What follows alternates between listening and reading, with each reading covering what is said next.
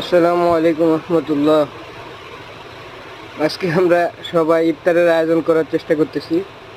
ইফতারের আয়োজন বলতে আমরা সবাই যে যার মতো কন্ট্রিবিউশন করে ইফতারগুলা একসাথে করার চেষ্টা করি। সেই উদ্দেশ্যে বাজারে যাওয়ার জন্য বের হলাম।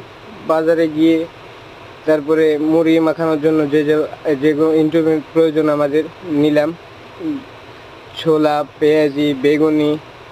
আর আমি যেহেতু কাজে ফাঁকি দেওয়ার চেষ্টা করি, তাই আমার কাজে শরবত টরবত এইসব বানানো, মানে কাজ যেভাবে ফাঁকি দেওয়া যায়। ওইদিকে আবার ওই যে সালাদের আইটেম চলতেছে, সালাদের কাজ দায়িত্ব আছে জুয়েলে।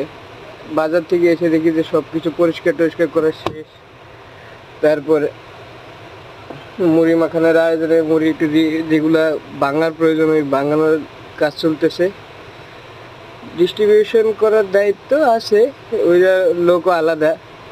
জাফর মোল্লা কাজে ফাঁকি দেওয়ার চেষ্টা করে। যদি রোজা না থাকতো তাহলে অতক্ষণে মাখানোর ফাঁকে ফাঁকে, বাংলার ফাঁকে ফাঁকে তার কাজগুলো হলো খাওয়া। সে মানে অর্ধেকের বেশি খেয়েই শেষ করে ফেলতো। এই পর্যায়ে মুড়ির যে সালাডটা, ওই সালাডটা তৈরি হইতেছে। এটার দায়িত্বে আবার জুয়েল খুব ভালো পারে।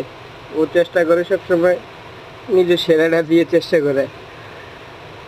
তারপরে দেখেন যে যে যা যা প্রয়োজন ওইগুলো সব একত্রিত করে নিয়ে মাখানোর চেষ্টা করতেছে।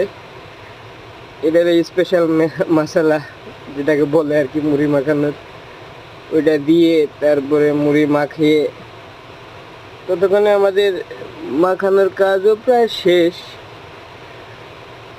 মশলা দিয়ে মাখানো হইলে কাজ শেষ প্রায়।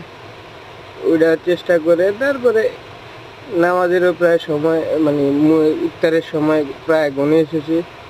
ইফতার সবাই একত্রিত হলাম। এই আজকে আমাদের আয়োজনে একটুকুই ছিল। দোয়া করবেন আমাদের জন্য। আসসালামু আলাইকুম রহমতুল্লাহ।